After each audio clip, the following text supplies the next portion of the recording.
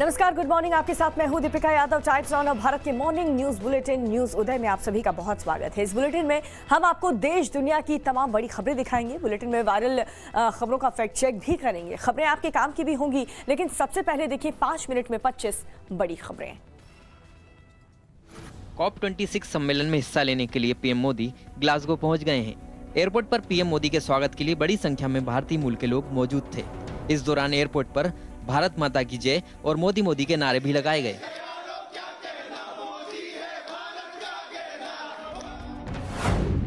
Italy के रोम में G20 शिखर सम्मेलन में सभी सदस्य देशों ने बड़ा फैसला लिया है। ग्लोबल वार्मिंग की चिंताओं के बीच G20 देशों ने वैश्विक तापमान को 1.5 डिग्री घटाने पर सहमति जताई है। सूत्रों के मुताबिक G20 के नेताओं ने इस एग्रीमेंट पर मुहर लगाई है। भारत में अमेरिकी दूतावास का कहना है कि नॉन इमिग्रेंट वीजा पाने के लिए लोगों को अभी कुछ दिन और इंतजार करना होगा। नए इंटरनेशनल एयर ट्रेवल पॉलिसी के तहत 8 नवंबर से भारत के करीब 30 लाख वीजा होल्डर्स यूएस की यात्रा कर सकेंगे। बौद्ध धर्म गुरु दलाई लामा ने दुनिया से तिब्बत के पर्यावरण की भूमिका और वैश्विक जलवायु संकट पर अधिक ध्यान देने की अपील की है। दलाई लामा ने कहा कि एशिया में तिब्बत पानी का सबसे बड़ा स्रोत है।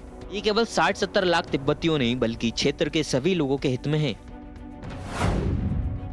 अमेरिका में एयरलाइंस कंपनियों के सामने बड़ा संकट खड़ा हो गया है। हवाई यात्रा करने वाले यात्रियों को भयानक परेशानियों का सामना करना पड़ रहा है। कर्मचारियों की कमी के कारण सैकड़ों उड़ानें रद्द करनी पड़ रही हैं। त्योहार सीजन में बढ़ते कोरोना संक्रमण से केंद्र सरकार चिंतित है। ऐसे में यूरोप दौरे से लौटते ही प्रधानमंत्री मोदी 3 नवंबर को 6 राज्यों के मुख्यमंत्री के साथ बैठक करेंगे। साथ ही 40 जिलों के डीएम से भी वैक्सीनेशन पर चर्चा करेंगे। कानपुर में जीका वायरस का कहर बढ़ गया है। चकेरी इलाके में 6 और जीका मरीज मिले, जिनमें 4 महिलाएं भी हैं। एयरफोर्स कर्मियों के बाद आम लोगों पर जीका के हमले से हड़कंप मच गया। दिल्ली के मुख्यमंत्री अरविंद केजरीवाल आज एक दिन गोवा यात्रा पर आएंगे। रविवार को कोंकणी भाषा में ट्वीट कर केजरीवाल ने इस बात की जानकारी दी। बता दें, आम आदमी पार्टी ने 2022 में गोवा विधानसभा चुनाव लड़ने की घोषणा की है। यूपी के हरदोई में अखिलेश यादव ने जिन्ना की तुलना महात्मा गांधी, सरदार पटेल और जवाहरलाल नेहरू से की है। अखिलेश ने कहा है कि देश की आजादी में तीनों ने मिलकर संघर्ष किया है। अखिलेश के इस बयान के बाद बीजेपी ने उन पर निशाना साधा है। कांग्रेस राष्ट्रीय महासचिव प्रियंका गांधी आज मथुरा जा सकती हैं, जहां वो कांग्रेस की प्रतिज्ञा रैली के समापन की घोषणा कर सकती हैं। बता दें कि प्रतिज्ञा रैली 23 अक्टूबर से शुरू हुई थी। छत्तीसगढ़ के मुख्यमंत्री भूपेश बघेल ने योगी आदित्यनाथ पर टिप्पणी की है। बघेल का कहना है कि नाथ संप्रदाय में गरीब, वंचित, मजदूरों को गले लगाने की परंपरा है, लेकिन योगी आदित्यनाथ तो गरीबों के घर पर बुलडोजर चलवाने लगे हैं। वो योगी आदित्यनाथ हैं या बुलडोजर नाथ? गोरखपुर में प्रियंका गांधी ने प्रतिज्ञा रैली के दौरान बीजेपी के साथ ही सपा बसपा पर भी हमला बोला। बीजेपी से मिले होने के आरोपों पर प्रियंका गांधी ने कहा कि वो मर जाएंगी, लेकिन बीजेपी से रिश्ता नहीं जोड़ेंगी। वहीं उन्होंने यूपी की योगी सरकार पर भी जमकर हमला बोला। सीएम योगी आदित्यनाथ ने अयोध्या पहुंचकर अफगानिस्तान की पवित्र काबुल नदी का जल श्री राम जन्मभूमि पर अर्पित किया। इसी के साथ ही योगी आदित्यनाथ ने अफगानिस्तान में महिलाओं और बच्चियों की सुरक्षा की कामना भी की। एससी आयोग के उपाध्यक्ष ने समीर वानखेड़े से घर जाकर मुलाकात की। इस दौरान वानखेड़े ने खुद के परिवार को बदनाम करने की साजिश बताया, तो वहीं क्रांति वानखेड़े ने परिवार की जान को खतरा बताते हुए सुरक्षा की मांग की है। जम्मू कश्मीर आतंकी साजिश मामले में एनआईए ने 2 और आरोपियों को गिरफ्तार किया है। इशफाक अहमद बानी और उमर भट्ट को एनआईए ने गिरफ्तार किया है। दिल्ली के नजफगढ़ में एक मिठाई कारोबारी पर बदमाशों ने फायरिंग कर दी। बताया जा रहा है कि कारोबारी से पैसों की मांग की जा रही थी। जब उसने मना किया तो आरोपियों ने वारदात को अंजाम दिया। हालांकि हमले में कोई घायल नहीं हुआ है। दिल्ली में एक युवक ने अपने ही जीजा को गोली मार दी। बताया जा रहा है कि आरोपी की बहन ने लव मैरिज की थी। इसी से नाराज होकर आरोपियों ने वारदात को अंजाम दिया। पीड़ित को अस्पताल में भर्ती कराया गया है, जहां उसकी हालत गंभीर बनी हुई है। गांधी मैदान सीरियल ब्लास्ट केस में आज कोर्ट दोषियों को सजा सुनाएगा। एनआईए की कोर्ट ने 10 में से 9 आरोपियों को दोषी करार दिया है। एक आरोपी को सबूत के अभाव में बरी कर दिया गया है। अयोध्या में आज से दीपोत्सव की शुरुआत होने वाली है। आज राम कथा पार्क में अनूप जलोटा रामायण पर संगीत कार्यक्रम प्रस्तुत करेंगे। वहीं जनकपुर नेपाल की रामलीला का मंचन होगा। 3 नवंबर को शाम 6 बजे पूरे अयोध्या में 12 लाख दीप जलाए जाएंगे। दिल्ली में ग्रीन पटाखे बेचने की अनुमति को लेकर पटाखा व्यापारी दिल्ली हाई कोर्ट पहुँचे हैं। व्यापारियों की याचिका पर आज सुनवाई होगी। इससे पहले सुप्रीम कोर्ट ने कहा था कि उसने पटाखों की बिक्री पर पूर्ण प्रतिबंध नहीं लगाया है। दिल्ली में आज से सभी क्लासेस के स्कूल खुल गए हैं। इस दौरान स्कूलों को कोविड-19 प्रोटोकॉल का पालन अनिवार्य रूप से करना होगा। साथ ही दिल्ली सरकार के बनाए दिशा निर्देशों का पालन भी जरूरी होगा। देश भर में आज से कई बदलाव होने जा रहे हैं। आज से एलपीजी सिलेंडर के दाम बढ़ सकते हैं। इतना ही नहीं, अब गैस सिलेंडर ओटीपी के जरिए बुक होगा। वहीं कई ट्रेनों के समय में भी बदलाव होगा। Uttar Pradesh power corporation limited ने बिजली विभाग में असिस्टेंट इंजीनियर के विभिन्न पदों पर भर्ती निकाली है। आवेदन 12 नवंबर से 2 दिसंबर तक कर सकेंगे। उम्मीदवारों के चयन के लिए कंप्यूटर आधारित टेस्ट होगा। और इस वक्त एक बड़ी खबर आपको बता दें, रोम में G20 शिखर सम्मेलन में हिस्सा लेने के बाद प्रधानमंत्री नरेंद्र मोदी ब्रिटेन के ग्लासगो पहुंच गए हैं। पीएम मोदी कल रात ग्लासगो पहुंचे और यहां पर एयरपोर्ट पर पीएम का भव्य स्वागत भी किया गया। एयरपोर्ट पर प्रधानमंत्री मोदी के स्वागत के लिए भारी भीड़ भी जुटी। ये तस्वीरें भी हम आपको दिखाएंगे। भारतीय मूल के लोगों ने पीएम मोदी के पहुंचने पर मोदी मोदी के नारे भी लगाए। प्रधानमंत्री ने यहां पर भारतीय मूल के लोगों से मुलाकात की। पीएम मोदी ग्लासगो दौरा 2 दिन का है और वो आज और कल ग्लासगो में ही रहने वाले हैं।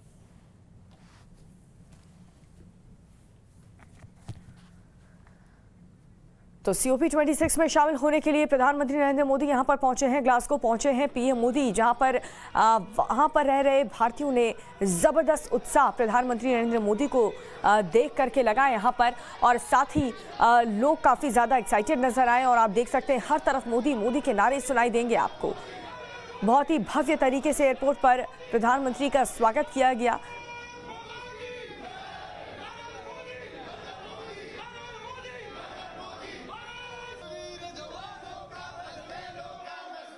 Just waiting for Modi to be here. We're so excited. We saw him overwhelmed. We're overwhelmed to see him. Actually, it is fantastic to him meet him, greet him. Very excited. So first time Modi ji come to Scotland, and we are very excited about it. Over excited. You can see on my face. How do you see the visit of Prime Minister Modi? Yeah, we are very fortunate, and he's just Modi. बहुत ज़्यादा excited है। हम सभी एक Glasgow Indian group को represent करते हैं, जो ग्रुप ऑफ IT प्रोफेशनल्स हैं, और हम सभी यहाँ पे जो प्रवासी भारतीय हैं उन लोगों की मदद करते हैं। भारत से भी जो लोग आते हैं उनकी मदद करते हैं। चाहे कोविड में हम लोगों ने बहुत ज़्यादा मदद करी है। जो लोग स्ट्रगल थे, स्टूडेंट्स जो स्ट्रगल कर रहे थे, हमारा एक नारा है, भारत के बाहर भारत का निर्माण। इस नारे को लेके हम लोग सब साथ में चल रहे हैं। जो भी भारतीय किसी भी तरह की परिस्थिति में स्टक कर लेते हैं वो हमें रीच आउट करते हैं हमारे फेसबुक पेज के थ्रू। छोड़ो कल की बातें, कल की बात पुरानी, मोदी जी के लिखेंगे मिलकर नई कहानी। हम हिंदुस्तानी, हम हिंदुस्तानी, हम हिंदुस्तानी, हम हिंदुस्तानी।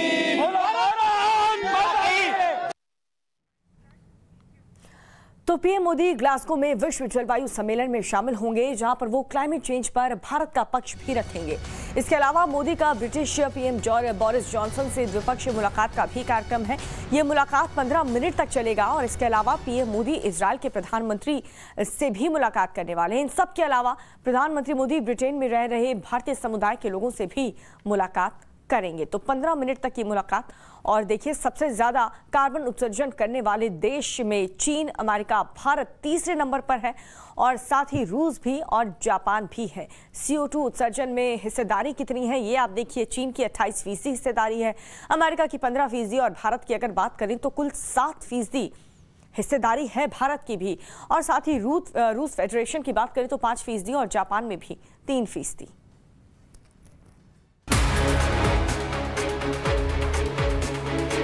इटली में G20 सम्मेलन में शामिल होने के बाद प्रधानमंत्री नरेंद्र मोदी ब्रिटेन पहुंच गए हैं, जहां वो स्कॉटलैंड के ग्लासगो में आयोजित विश्व जलवायु समिट में शरीक होंगे और क्लाइमेट चेंज पर भारत का पक्ष रखेंगे।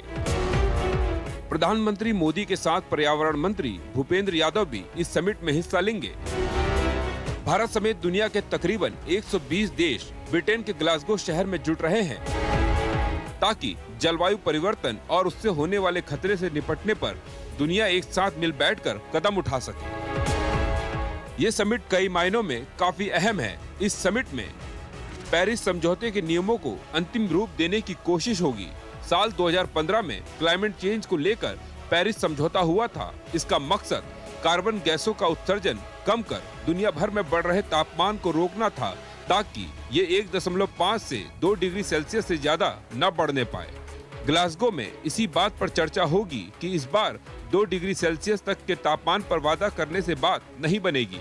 दुनिया के सभी देशों को मिलकर इसे 1.5 डिग्री सेल्सियस से ज्यादा न बढ़ने देने का संकल्प करना होगा। दुनिया में सबसे ज्यादा कार्बन उत्सर्जन करने वाले देशों की बात की जाए तो पहला नंबर चीन और दूसरा नंबर अमेरिका का आता है। भारत तीसरे नंबर पर है। 5% के साथ रूस चौथे नंबर पर और जापान 3% के साथ 5वें नंबर पर है। जलवायु परिवर्तन किस हद तक खतरनाक है, इसका अंदाजा इस बात से लगाया जा सकता है। 2020 में जलवायु परिवर्तन की वजह से चीन को $238 अरब और भारत को $83 अरब का नुकसान उठाना पड़ा। उत्तराखंड और केरल में हाल ही में हुई भारी बारिश की एक बड़ी वजह जलवायु परिवर्तन ही है, जिसमें कई लोगों को अपनी जान तक गंवानी पड़ी और ये खतरा लगातार बढ़ता जा रहा है। ब्रिटेन के ग्लासगो में जुटे 120 देशों की कोशिश इस बढ़ते खतरे को कम करने की होगी, जिसमें भारत की भूमिका बेहद अहम रहने वाली है। Bureau report, times now, Navbharat. और इधर समीर वानखेड़े ने एनसीबी विजिलेंस टीम्स ने जो पूछताछ की थी उसकी एक्सक्लूसिव जानकारी टाइम्स नाउ नवभारत के पास है। और इस बीच वानखेड़े की पत्नी ने आरोप लगाया है कि 3 लोगों ने उनके घर की रेकी की। उन्होंने सरकार से सुरक्षा की मांग भी की है। देखिए रिपोर्ट।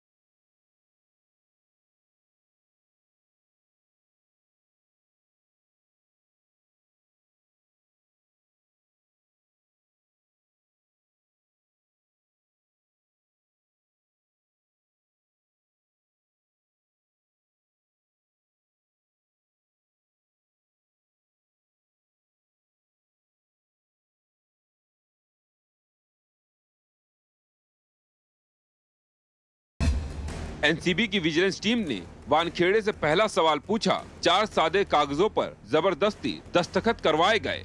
वानखेड़े ने जवाब दिया, किसी भी सादे कागज पर पंच के दस्तखत नहीं कराए गए।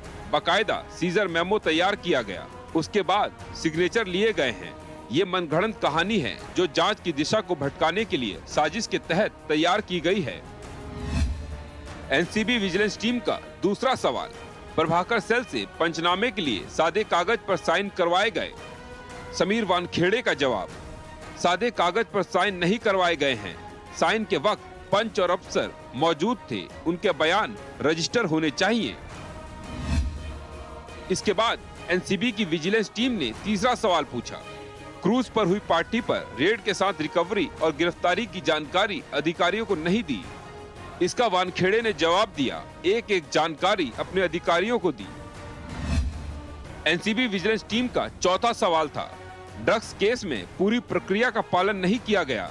वानखेड़े ने इसका जवाब दिया, केस की पूरी प्रक्रिया कानूनी तौर पर अंजाम तक पहुंचाई गई। एनसीबी की विजिलेंस टीम ने पांचवा सवाल पूछा। प्रभाकर सेल ने 25 करोड़ के लेन देन का आरोप लगाया है। वानखेड़े ने जवाब दिया, प्रभाकर सेल एकदम झूठ बोल रहा है और मनगढ़ंत कहानियां रच रहा है। ऐसे में जरूरी है कि खुद जांच टीम प्रभाकर सेल से भी पूछताछ करे। अगर जांच टीम को कुछ भी लगे तो वो किसी भी एजेंसी से जांच करा सकती है। देखिए, जो मैंने शेयर करना था अधिकारियों के साथ शेयर किया है। मैं मीडिया से कुछ बात नहीं करना चाहूँगा।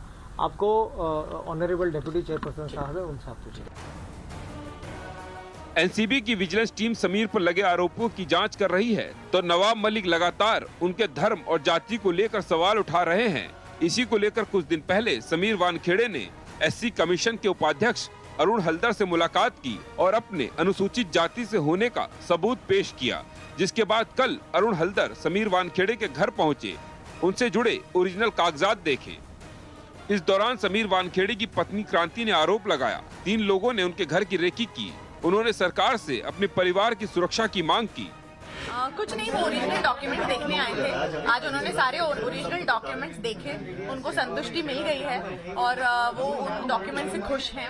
पहले हमने उनको जेरोक्स और अटेस्टेड कॉपीज दिखाए थे, आज उनको अपनी आंखों से वो डॉक्यूमेंट देखने का मौका मिला और उनको भी ये यकीन हो चुका है अभी, और वो जरूर जो आरोप लगा रहे थे हमारे ऊपर, अभी उनकी जाँच होगी। कुछ लोग भी यहाँ पे घर पर आ रहे हैं। जी, समीर जी की सेफ्टी और परिवार की सेफ्टी जरूर चौपड़ी में है।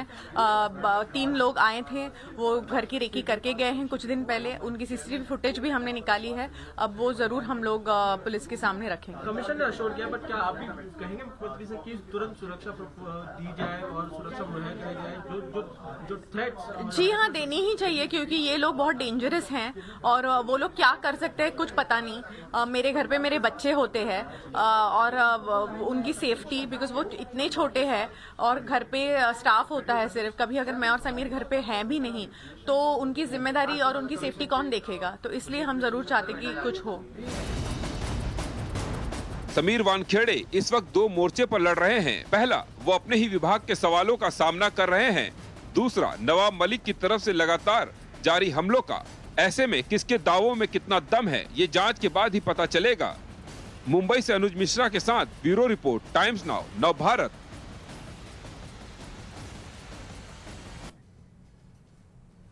और अब देखिए आपके राज्य की हर खबर। यूपी के सीएम योगी आदित्यनाथ आज मुरादाबाद का दौरा करेंगे, जहां वो 86वें पुलिस उपाधीक्षकों की पासिंग आउट परेड में शामिल होंगे। Doctor Bhimrao Ambedkar police academy में आयोजित कार्यक्रम में परेड की सलामी लेने के बाद सीएम योगी अधिकारियों को शपथ भी दिलाएंगे। पिछले साल अक्टूबर से प्रशिक्षण प्राप्त करने वाले 70 से ज्यादा deputy SP passing out parade का हिस्सा होंगे। इस दौरान सीएम योगी पास आउट होने वाले डिप्टी एसपी और पुलिस अधिकारियों को संबोधित भी करेंगे। एकेडमी में पासिंग आउट परेड की सलामी लेने के बाद सीएम योगी दिवाली से पहले उन लोगों को तोहफा भी देंगे जिन्हें पीएम आवास योजना के तहत घरों का आवंटन किया गया है। मुख्यमंत्री कार्यक्रम स्थल से पुलिस लाइन पहुंचकर मुख्यमंत्री आवास योजना के आवासों के गृह प्रवेश से जुड़े कार्यक्रम में शामिल होंगे और योजना के लाभार्थियों को उनके घरों की चाबियां सौंपेंगे। पुलिस लाइन में इन आवासों को मुरादाबाद डेवलपमेंट अथॉरिटी की ओर से तैयार किया गया है। सीएम योगी करीब 2 घंटे तक मुरादाबाद में रहेंगे और मुख्यमंत्री के आगमन को लेकर तैयारी पूरी कर ली गई है।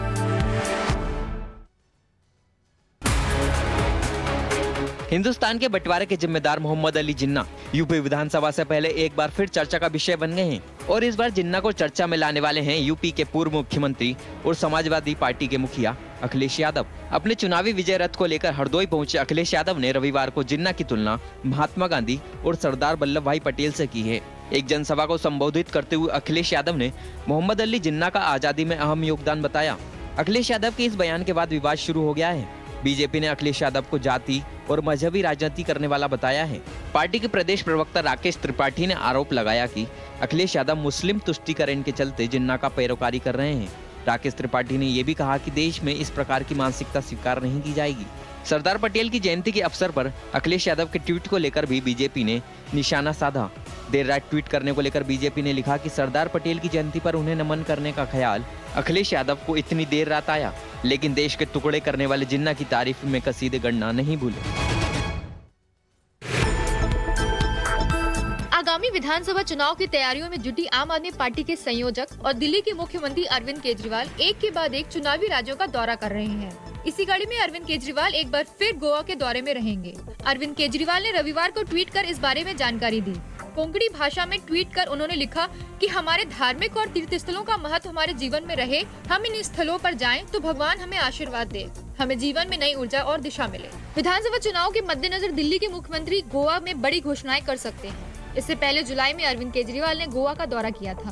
दिल्ली के मुख्यमंत्री ने अपने पिछले दौरे में गोवा के लिए फ्री बिजली देने की घोषणा की थी। अरविंद केजरीवाल ने कहा था कि गोवा में आम आदमी पार्टी की सरकार बनी तो हम हर महीने लोगों को 300 यूनिट फ्री बिजली देंगे। इसके अलावा किसानों के लिए भी पूरी तरह से मुफ्त बिजली की घोषणा की गई थी। पंजाब और उत्तराखंड के बाद ये तीसरा चुनावी राज्य है जहां आम आदमी पूरा जोर लगा रही है। आम आदमी पार्टी ने 2022 में गोवा विधानसभा चुनाव लड़ने की घोषणा की है। 19 महीने के लंबे इंतजार के बाद राजधानी दिल्ली में नर्सरी से 8वीं तक के सभी सरकारी और निजी स्कूल 50% क्षमता के साथ आज से खोले जा सकेंगे। दिल्ली आपदा प्रबंधन प्राधिकरण DDMA ने स्कूलों को फिर से खोलने के लिए पिछले हफ्ते मंजूरी दी थी। DDMA ने स्कूलों को सोशल डिस्टेंसिंग और कोरोना संबंधी सभी प्रोटोकॉल का सख्ती से पालन करने के निर्देश दिए हैं। बच्चों को स्कूल बुलाने से पहले उनके पेरेंट्स की मंजूरी ली जाएगी। मंजूरी नहीं मिलने पर बच्चों को स्कूल आने के लिए मजबूर नहीं किया जाएगा। दिशा निर्देशों के मुताबिक सभी स्कूलों को ये सुनिश्चित करना होगा कि उनके सभी टीचिंग और नॉन टीचिंग स्टाफ वैक्सीनेटेड हो। हालांकि अभी मेट्रो और बसों में खड़े होकर यात्रा करने की अनुमति नहीं दी गई है। दिशा निर्देशों में कक्षाओं में 50% छात्रों की seating, thermal screening, lunch break और रूटीन गेस्ट विजिट पर रोक भी शामिल है। इसके तहत कुछ स्कूलों ने आज से ऑफलाइन कक्षाएं शुरू कर दी हैं, जबकि कई स्कूलों ने दिवाली की छुट्टियों के बाद ऑफलाइन कक्षाएं शुरू करने का फैसला किया है। दिल्ली में कोविड महामारी के प्रसार की रोकथाम के लिए पिछले साल मार्च में स्कूलों को लॉकडाउन से पहले ही बंद करने का आदेश दिया गया था। पटना के गांधी मैदान और इसके आसपास के इलाकों में 27 अक्टूबर 2013 को हुए सीरियल ब्लास्ट केस में दोषियों को आज सजा सुनाई जाएगी। इस मामले में NIA की स्पेशल कोर्ट ने 10 में से 9 आरोपियों को दोषी करार दिया था, जबकि एक आरोपी को सबूतों के अभाव पर बरी कर दिया गया। NIA ने एक नाबालिग समेत 12 के खिलाफ आरोप पत्र दाखिल किए थे। इनमें से एक की मौत इलाज के दौरान ही हो गई। नाबालिग आरोपी को जुवेनाइल बोर्ड की तरफ से पहले ही 3 साल की कैद की सजा सुनाई जा चुकी है। 27 अक्टूबर 2013 को पटना के गांधी मैदान में जिस वक्त ये सीरियल ब्लास्ट हुए थे, उस समय नरेंद्र मोदी बीजेपी की ओर से NDA के प्रधानमंत्री पद के उम्मीदवार थे और यहाँ आयोजित हुंकार रैली में जनता को संबोधित कर रहे थे। गांधी मैदान के साथ साथ पटना जंक्शन के प्लेटफॉर्म नंबर 10 पर भी एक ब्लास्ट हुआ था। पटना में कुल 7 धमाके हुए थे। इस सीरियल ब्लास्ट में कुल 6 लोगों की मौत हुई थी और 85 से ज्यादा लोग घायल हुए थे। और अब बुलेटिन में वक्त हो चला है आपके काम की खबर देखने का।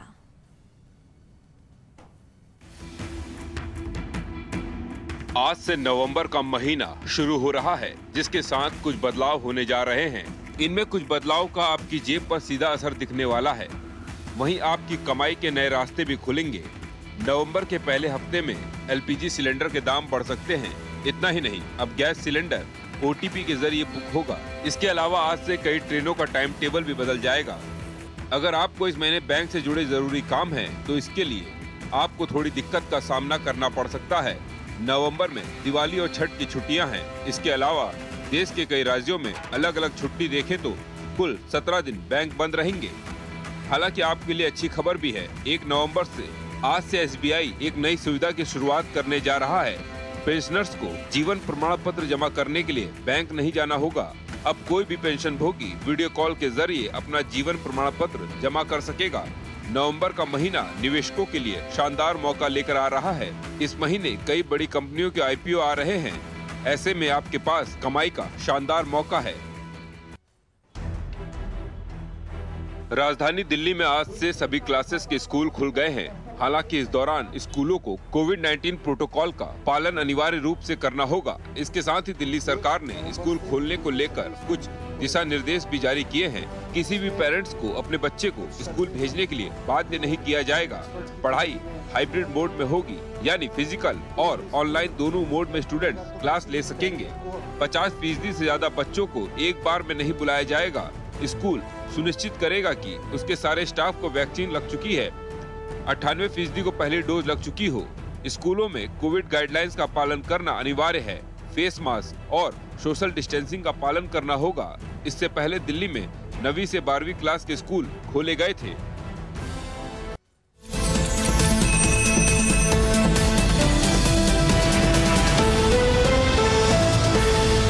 भारत देख रहे हैं आप और आपके साथ मैं हूं दीपिका यादव। उत्तर प्रदेश चुनाव की विशेष कवरेज के तहत अब आपको ग्राउंड जीरो पर लेकर चलते हैं और दिखाते हैं जनता क्या बोल रही है, क्या कहना चाह रही है। आज इसी कड़ी की शुरुआत सबसे पहले अलीगढ़ से।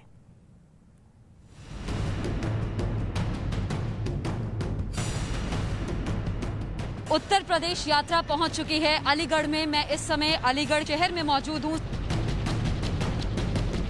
और ये रहा इस पूरे इलाके की सबसे नई पहचान, राजा महेंद्र प्रताप सिंह का शिलापट। चौंक गए ना आप?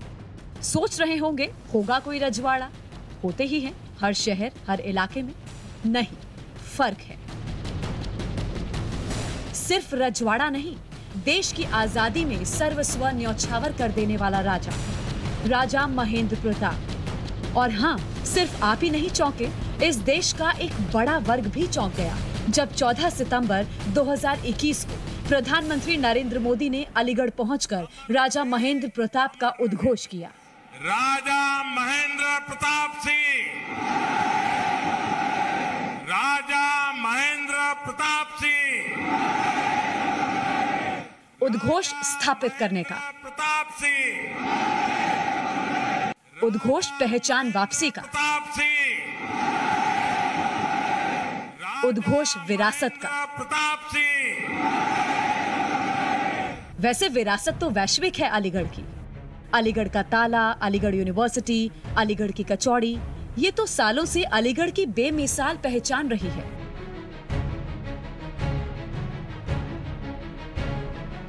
अब नई पहचान जुड़ गई है ब्रांड अलीगढ़ को जोड़ने वाले महेंद्र प्रताप सिंह की, जिनके नाम पर प्रधानमंत्री ने यूनिवर्सिटी की नींव रखी। कम से कम इतिहास में धूल फांकते राजा महेंद्र प्रताप की विरासत अब अलीगढ़ हर दिन देख रहा है, गर्व से गदगद हो रहा है। लेकिन कहते हैं ना कि नेता कोई काम सियासत में नफा नुकसान को देखे बिना थोड़ी करता है, तो इसीलिए मैंने जनता जनार्दन से ही पूछ लिया। बहुत बड़ा तोहफा है ये, सरकार ने एक अच्छा काम किया है। अरे इससे बड़ा तोहफा क्या होगा? आज से किसी ने, जो भी सरकार आई है, किसी ने सोचा ही नहीं कि राजा महेंद्र प्रताप सिंह के बारे में सोचा जाए। उन्होंने आगे यूनिवर्सिटी का उद्घाटन कर दिया और वो बन रही है, बन गई। अब इससे ज़्यादा क्या होगा, तो क्या करेंगे। और जिस हिसाब से राजा महेंद्र प्रताप सिंह की जी बात हो रही है, तो उनके लोग, हमारे लोग, सब लोग इन चीज़ों को देखते हैं कि एजुकेशन सबसे मेन मुद्दा है। अगर वो बढ़िया होता है तो बढ़िया ही है। ये सब मैं ये पूछना चाहता हूँ कि योगी जी को 4 साल, 4.5 साल निकल गए और 4.5 साल में योगी जी को आज याद आ रहा है कि यही मुद्दा, इससे पहले क्या मुद्दा था। अब ये तो आने वाला वक्त बताएगा साहब। अलीगढ़ का तो विकास हुआ है, अब और सरकारें क्या करेंगी, आने वाली सरकार क्या करेंगी, अभी तो उनके ऊपर होता है। राजा महेंद्र प्रताप भले इस शहर के लिए दूसरे इतिहास बना दिए गए हों, लेकिन लोग उनसे खुद को कनेक्ट करने तो लगे। अब ये वोट में कितना तब्दील होगा, ये पोलिंग बूथ पर पता चलेगा। लेकिन जनाब कहते हैं ना कि नया 9 दिन पुराना 100 दिन, वही बात है। ऐसा तो है नहीं कि अलीगढ़ की यही एक पहचान है। अलीगढ़ तो हम सबकी हिफाजत करता है साहब। हमारे आपके बक्सा पेटी में छोटी बड़ी धरोहर से लेकर बैलेंस तक समेटे रखता है। इसलिए ये पहचान कोई भूलना भी चाहे तो ना भूल पाए।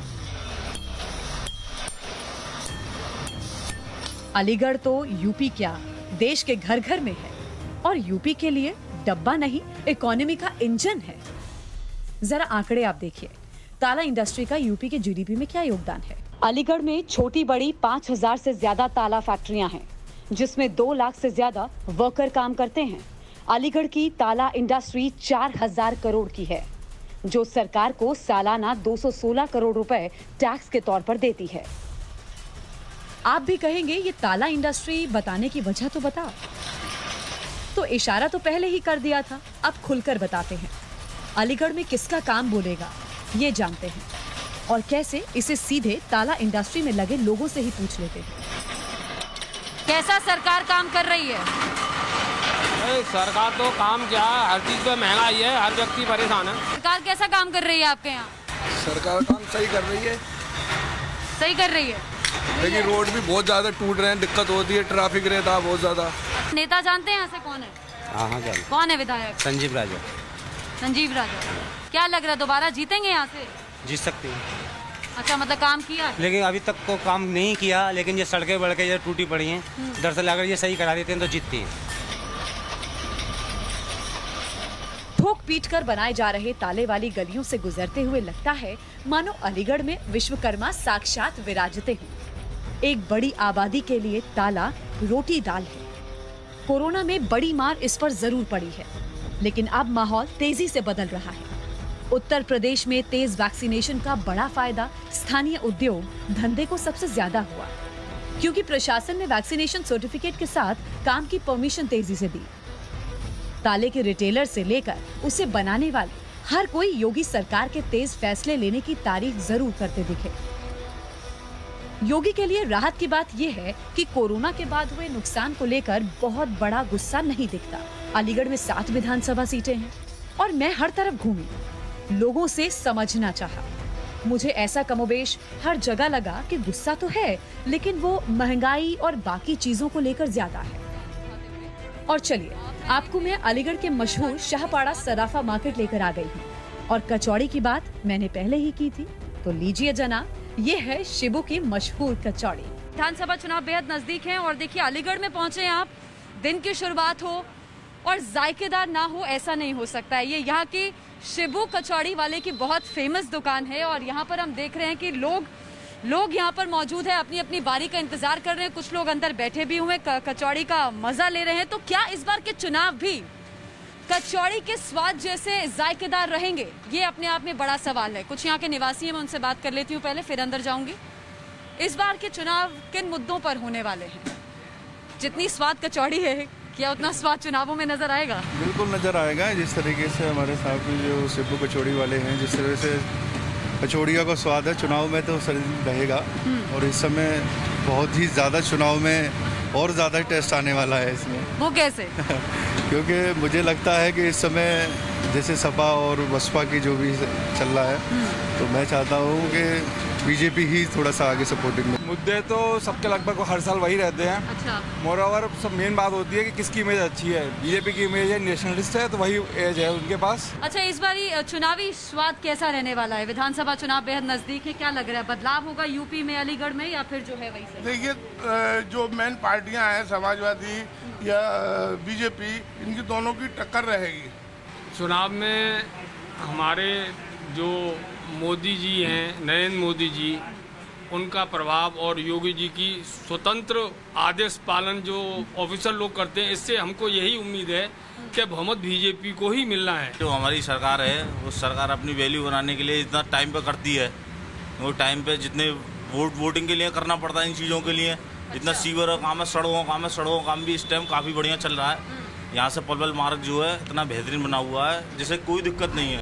चौक, चौराहा, नुक्कड़, हर तरफ लोगों से बातचीत के बाद आपको एक मूड तो समझ में आ रहा होगा।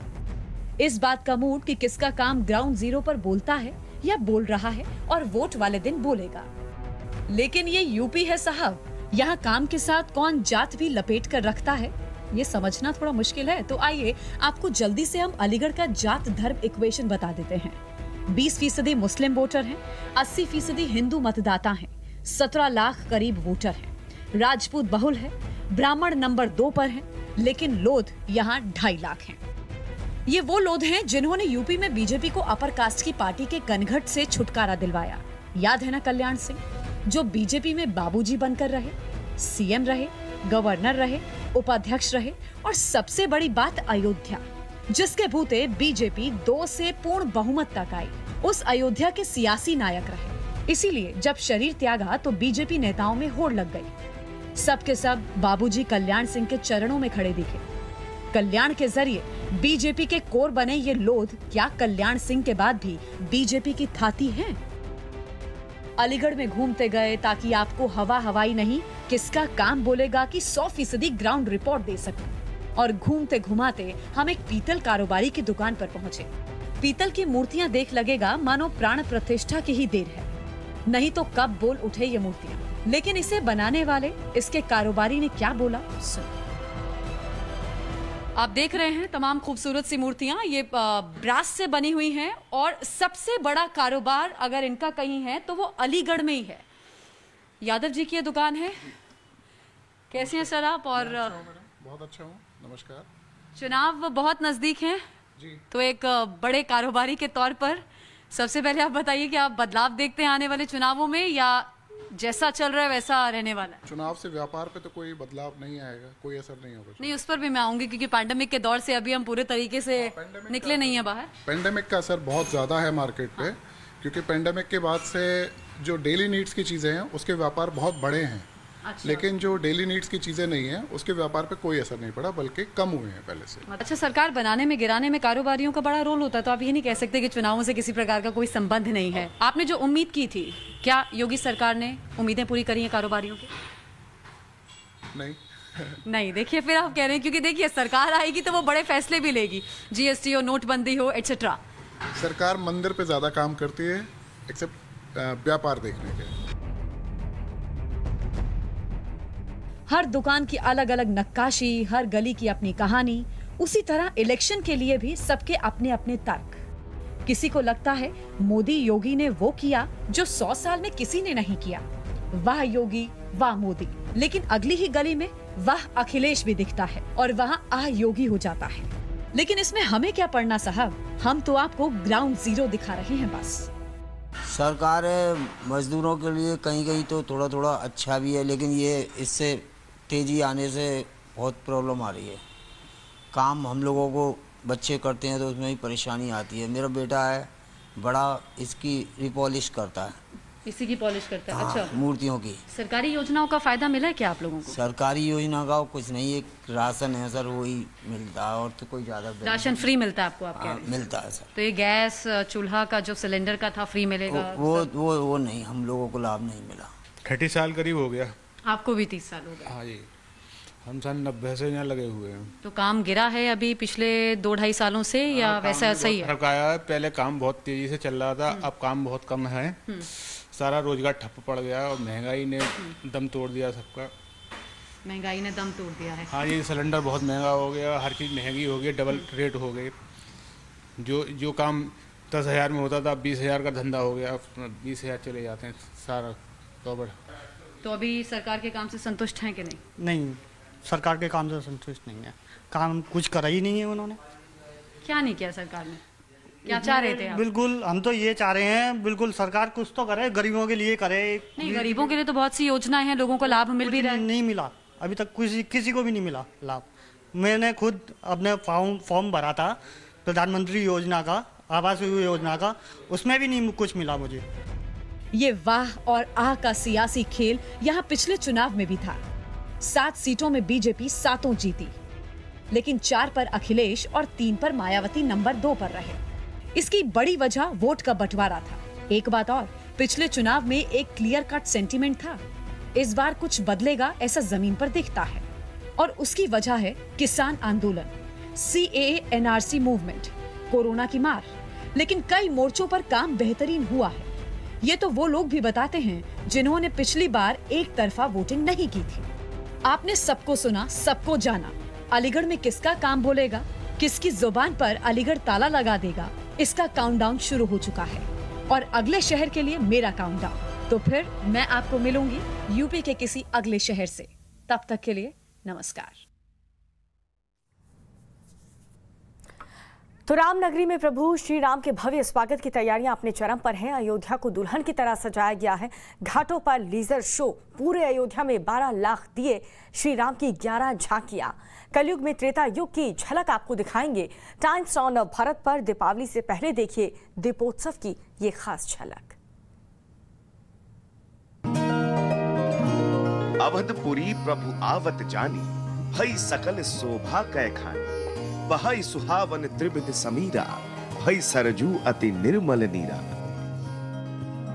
अर्थात प्रभु को आते जानकर अवधपुरी संपूर्ण शोभाओं की खान हो गई। तीनों प्रकार की सुंदर वायु बहने लगी, सरयू अति निर्मल जल वाली हो गई। आज भी अयोध्या के कण कण में राम बसते हैं। आज भी दिवाली के दिन ऐसा ही प्रतीत होता है मानो प्रभु साक्षात प्रकट हो गए हों। और इसकी तैयारियां लगभग पूरी हो चुकी हैं।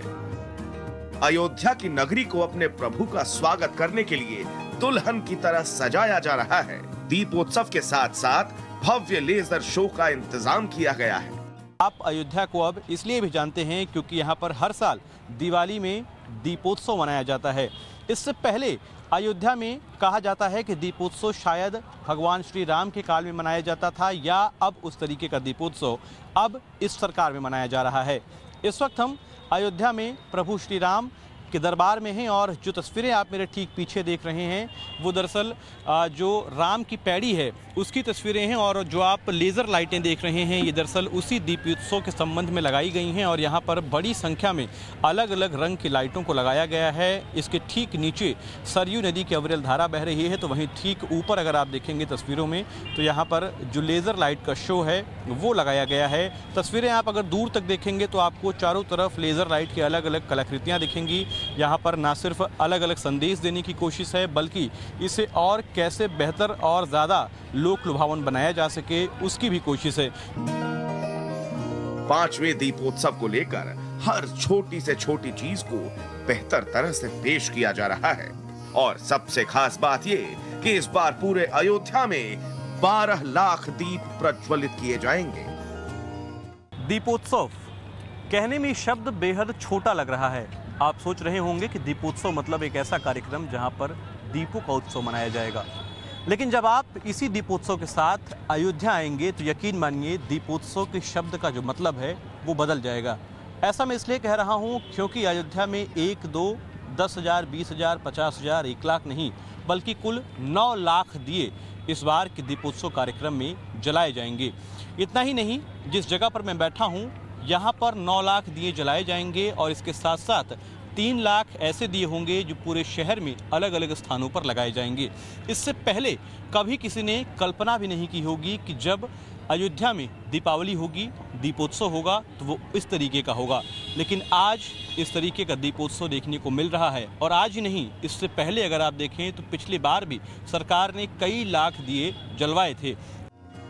5वें दीपोत्सव में 11 झांकियां विशेष आकर्षण का केंद्र होंगी। दीपोत्सव की पारंपरिक शोभा यात्रा साकेत महाविद्यालय से निकलेगी जो राम कथा पार्क तक जाएगी। भगवान राम के जीवन प्रसंगों पर 11 वाहनों पर सवार होकर शहर भ्रमण को झांकियां निकलेंगी। हर झांकी पर सरकार द्वारा चलाई जा रही योजनाओं का संदेश रहेगा। रामेश्वरम सेतु, पुष्पक विमान, केवट प्रसंग, राम दरबार, शबरी राम मिलाप, लंका दहन की झांकियां दीपोत्सव में निकलेंगी। वैसे तो आम लोगों के लिए एक उत्सव है, दीपों को कैसे जलाया जाएगा और इसके साथ साथ क्या तैयारियां होंगी ये देखने का एक नज़रिया है, लेकिन यहाँ पर रहने वाले संत आखिर इस दीपोत्सव के बारे में क्या सोचते हैं ये जानने के लिए हमारे साथ एक संत मौजूद हैं। क्या नाम है महाराज जी आपका? जी, हमारा नाम महंत शिवराम शरण जी। हम यही राघवेंद्र भवन अयोध्या जी रहते हैं। कितने साल से रह रहे हैं यहाँ पर? यहाँ हमको 11 साल हो गए, 11 वर्ष हो गए। 11 वर्षों से रह रहे हैं। जो अभी हम पिछले 2 सालों से दीपोत्सव देख रहे हैं और इससे पहले क्या कभी इस तरीके की तस्वीर आपने देखी थी? नहीं, ये 2017 से शुरू हुआ है। उससे पहले तो यहाँ की स्थिति बहुत ठीक नहीं थी, लेकिन योगी जी ने इस दीप उत्सव से हमारे अयोध्या को विश्व पटल में पहुँचाया। और इस दीप उत्सव से जो पहले 4 मेले लगते थे, एक ये मेला भी बढ़ गया जो भगत जगत अक्षय नवमी में 14 कोसी परिक्रमा करने और राम नवमी में और राम विवाह वगैरह में जो आते थे, तो उसमें एक ये मेला भी बढ़ गया। ये अयोध्या के लिए बड़ी अच्छी बात है। अयोध्या के दीपोत्सव को दुनिया देखना चाहती है, इसीलिए इस बार एक खास चीफ गेस्ट को भी बुलाया गया है।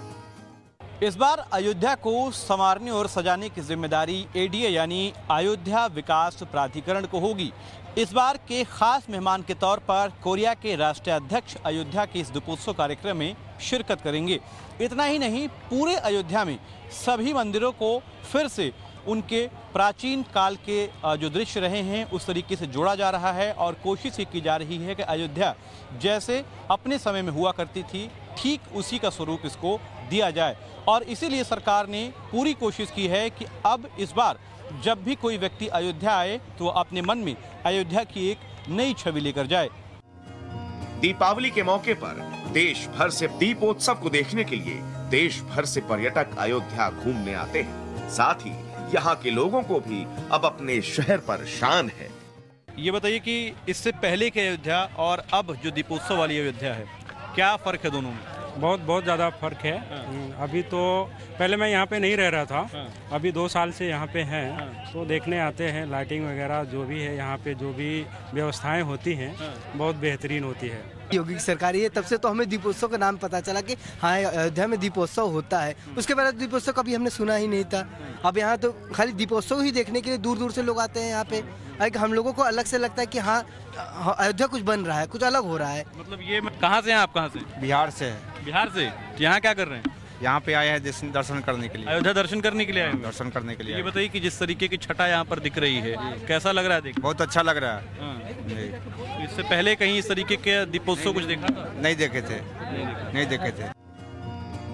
दीपोत्सव को भव्य बनाना है, लिहाजा तैयारियों का जायजा लेने के लिए खुद मुख्यमंत्री योगी आदित्यनाथ अयोध्या पहुंचे।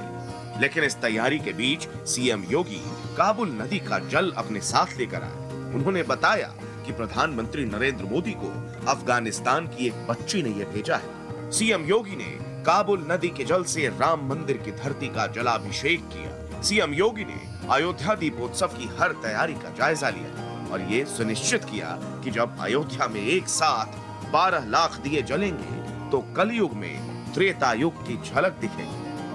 आदर्श सिंह, अयोध्या, टाइम्स नाउ नवभारत। और फिलहाल इसी के साथ न्यूज उदय में इतना ही, लेकिन आगे आप देखेंगे हेलो नवभारत मेरे सहयोगी अमित के साथ।